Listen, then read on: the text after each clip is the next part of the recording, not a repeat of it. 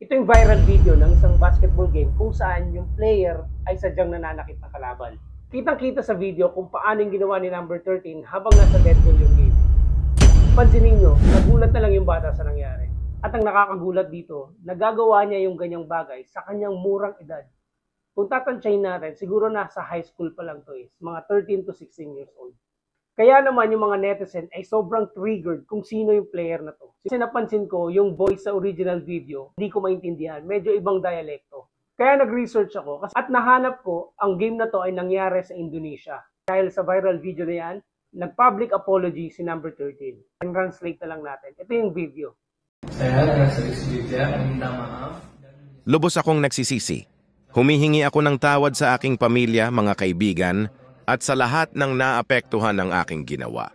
Ipinapangako ko na hindi ko na uulitin ang aking pagkakamali at buong puso kong tatanggapin ang anumang parusang ipapataw sa akin.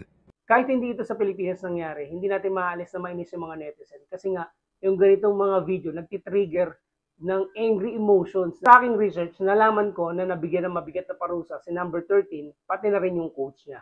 Sa mga coaches natin dyan, wag na wag po natin turuan yung mga players natin na manakit. Dapat mas natututunan nila kung paano itrato yung game ng tama at paano mag-accept ng pagkatalo. Ako si Benson De La Paz, itong Bolahan TV. Follow for more.